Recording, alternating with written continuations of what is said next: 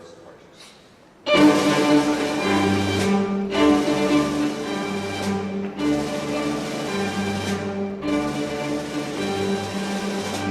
Distinguished guests, the President of the United States and Dr. Biden, accompanied by Javier Quiroz Castro.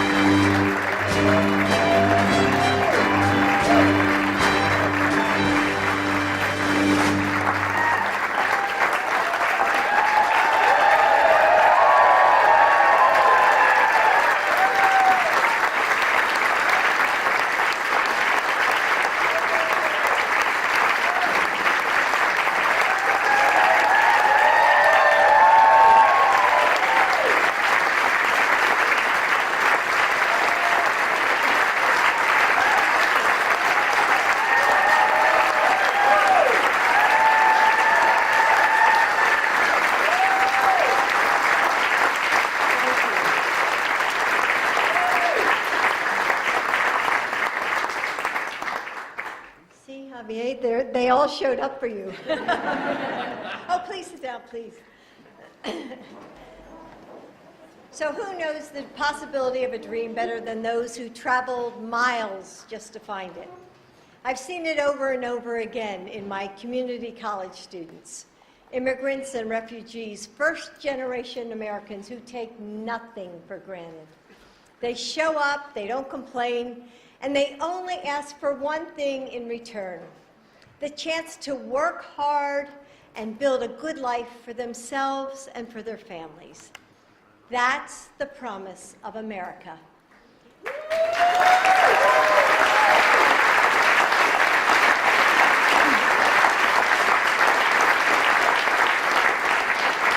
That's the promise that drew Joe's and my ancestors to the United States. That we are a nation defined not by language or ethnicity, by race or religion. That America is and always has been defined by us, we the people. So today I want to tell you an American story. You came to this country over a decade ago to work, to study, to find a future. You made a plan, and then you fell in love. So you built a life, a home, one filled with big smiles on little faces, with laughter and skinned knees, with PTA meetings and soccer practice. You go to the school of your dreams and start a business and tutor kids in math after school. And all you want is to give your child all the possibility of the world. But hanging over you is a shadow, a missing piece of paper, the possibility that your family may not be able to stay together. It's a story that too many families all across the country live every day. Since Joe took office, we've heard from those mothers and daughters, those fathers and sons, about the agony of that shadow. So Joe is doing what he always does, leading the way with compassion and experience.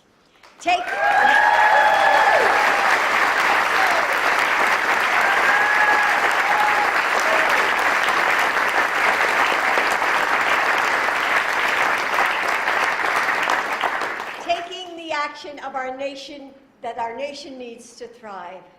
Today, Joe is helping our country continue reaching for the dream of America.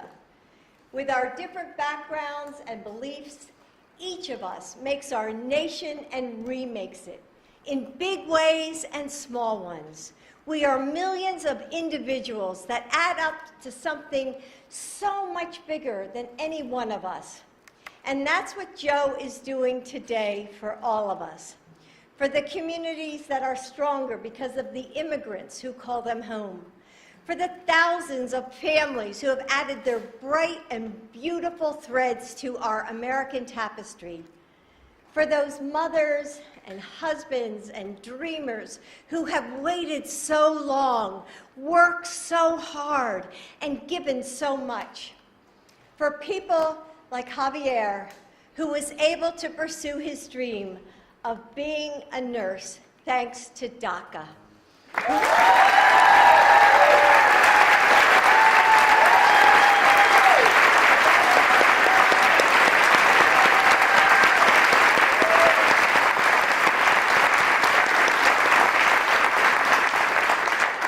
Who saves lives every day, whose family needs him, and who shouldn't have to live in fear. Please help me welcome Javier Quiroz Castro.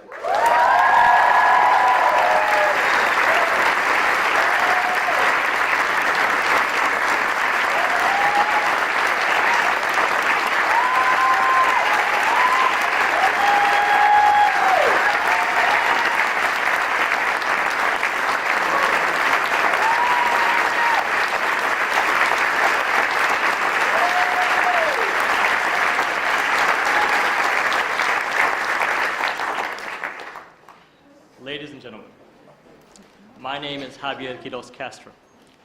My resilient parents brought me to this country to give me a chance at a better future when I was just 3 years old. I am a dreamer. Growing up undocumented was not easy. Like thousands of other immigrants, my parents endured hard labor in order to provide for the family. They are a symbol of the American dream, and they helped me with my dream, which was higher education. Now I have a beautiful wife, Haley,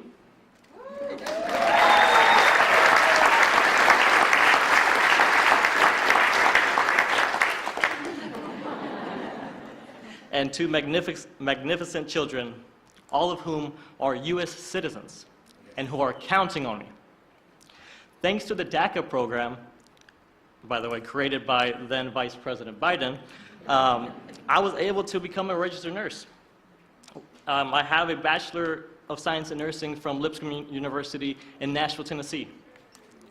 I now have the privilege to work for Houston Methodist, the largest, the #1 hospital system in all of Texas. Being a nurse has allowed me to give back to my community while supporting my family, especially during the pandemic. I helped take care of patients in our COVID-19 critical care unit. Saving American lives was only possible because of DACA. It allowed me to live and work and build a family in the only country I have ever known and loved.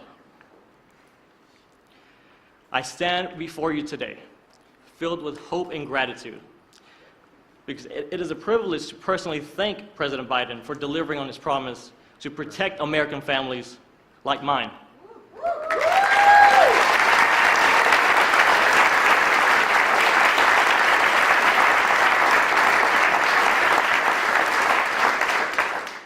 His actions today will prevent hundreds of thousands of families like mine across America from being torn apart, allowing us to continue to contribute to our communities and build a brighter, bigger future for our children. It is now my great honor to introduce the President of the United States, Joe Biden.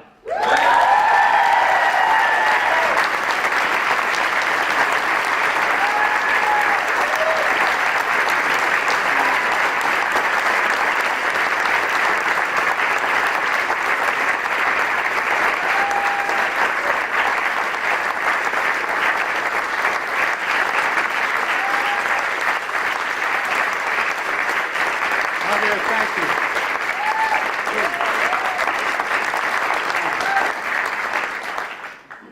Today's a good day.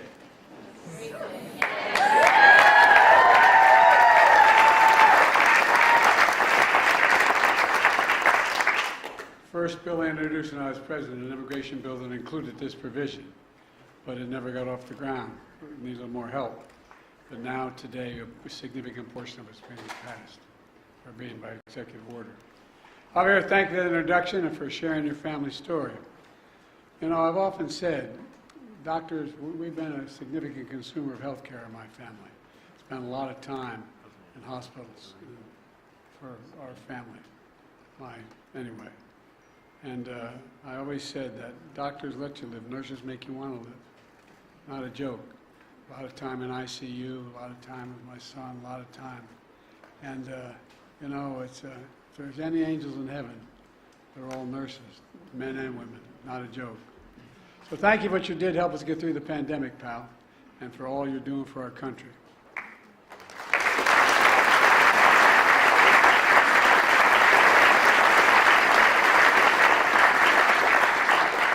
My name is Joe Biden. I'm Jill Biden's husband. Thanks to all the members of Congress and Homeland Security Secretary. I'm not sure I'm going to introduce you all the way. But all kidding aside, Secretary Mayorkas, as well as Secretary Becerra, and advocates and families for law enforcement, faith leaders, everybody who's here. 2 weeks ago, I did what Republicans in Congress refused to do. I took action to secure our border. That included restricting unlawful crossings at our southern border, making decisions on asylum more quickly, and so much more. And so far, it's working. Since we implemented my order, encounters have dropped 25% at the border. And we're seeing the lowest number we've seen in a long time. But folks, we took this step after the bipartisan agreement one of the most conservative Republican senators had helped work through in over a 4 or 5 week period. The strongest bipartisan security agreement that's ever been seen. But we were about to move forward when Republicans walked away from the deal for the most pathetic and petty of reasons. Donald Trump got on the phone literally and started, and the press can confirm this, and calling senators saying, don't go ahead and do this. Don't support this legislation that had bipartisan support. And when you ask why, he said it would hurt him politically and help me instead. So much for Republicans caring about the border. I also know many people in this room also had concerns about the steps I'd taken. I heard and respected from many of you and many people behind me of the concerns you felt as president I had to take these actions. Every nation must secure its borders, just that simple. And if Trump and the Republicans wouldn't do it, working with me, then I would do it on my own, and I did. At the time I took these steps to secure the border, I also said that I would move to fix problems that made our immigration system unfair, unjust, and provisions that simply made it no sense at all. Specifically, steps that will be good for dreamers, married couples, and for Americans. That's why we're here today. A few days ago, we marked the 12th anniversary of taking care of dreamers that President Obama and I put in place. There are a few of these immigration areas that have had most positive impact and gotten more support from the American people across the board. These young people known as dreamers, Hispanics, South Asians, and more, who came to America as children, only know America as their home, have been able to live and learn out of the shadows. So many of them have graduated from high school and college and are starting families on their own, building successful careers, serving our nation in uniform, and so much more. We're a much better and stronger nation because of dreamers like Javier, who just introduced me. So today I'm announcing new measures to clarify and speed up work visas to help people, including dreamers, who have graduated from U.S. colleges and universities, landed jobs in high-demand, high-skilled professions that we need to have grow to see our economy grow. It's the right thing to do.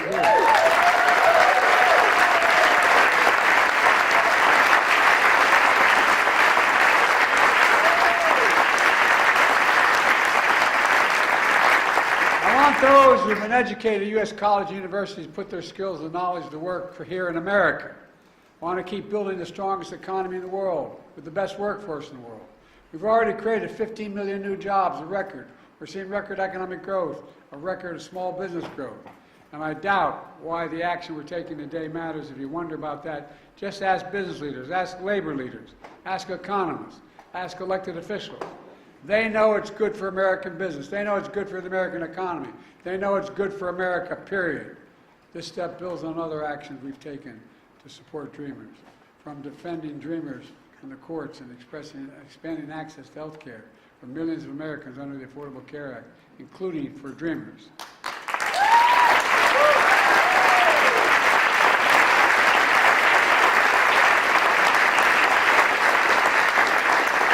Second action I'm announcing today was about keeping families together. My dad used to have an expression. He said, Joey, family's about the beginning, middle, and the end. About keeping couples together who are married, where one spouse is a U.S. citizen, the other is undocumented. They've been living in the United States for at least 10 years. These couples have been raising families, sending their kids to church and school, paying taxes, contributing to our country for 10 years or more. Matter of fact, the average time they've spent here is 23 years, people were affected today.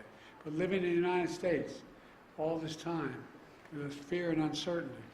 We can fix that, and that's what I'm going to do today.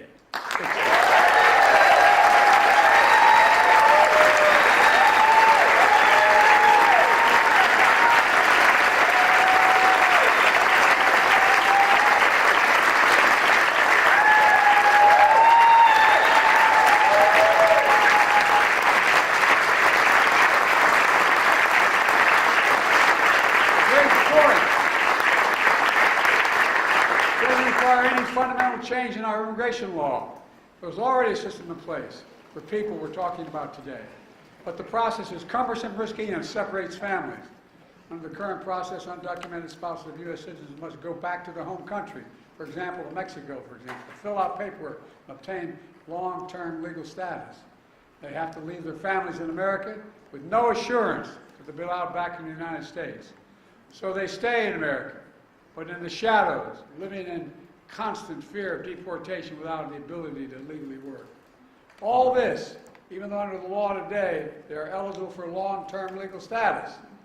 Today I'm announcing a common-sense fix to streamline the process for obtaining legal status for immigrants married to American citizens who lived here for a long time.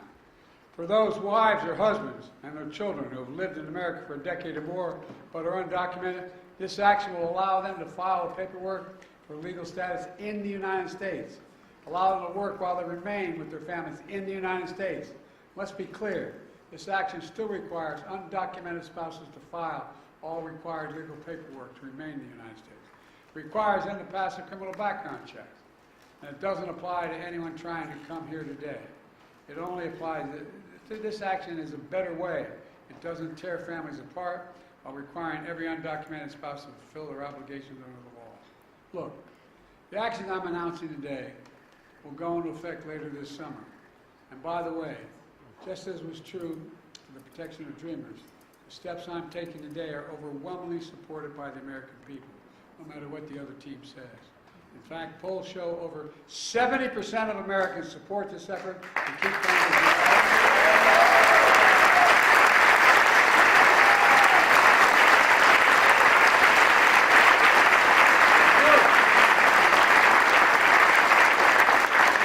simple. It embraces the American principle that we should keep families together. In 2013, President Obama and I took a similar action to allow undocumented spouses and children of America's servicemen to stay together while they apply for legal status in America. Servicemen protecting our nation should not have to worry about keeping their families together, for God's sake. This policy has been in place for over a decade and is working well, and so will the new one. Look, let me close with this. I refuse to believe that to secure our border, we have to walk away from being an American.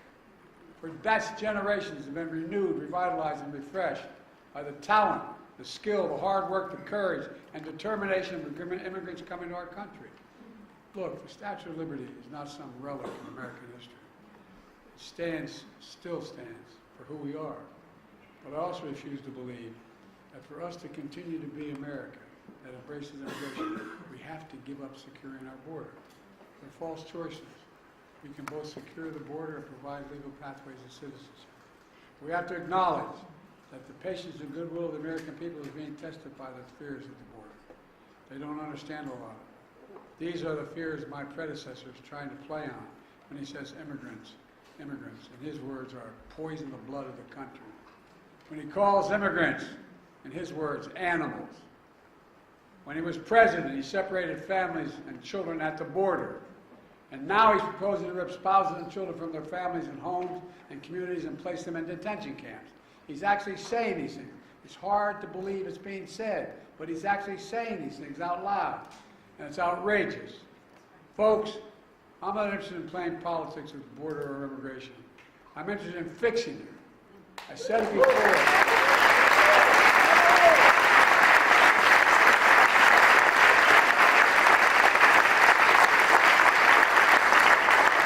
I said it before, and I'll say it again today. I will work with anyone to solve these problems. That's my responsibility as president. That's our responsibility as Americans. Because the simple truth is, there's not a single damn thing we can't do if we put our minds to it. We've got to remember who in the hell we are. We're the United States of America, and nothing is done like that. We're a nation of immigrants. That's who we are. God bless you all, and may God protect our forces. Thank you.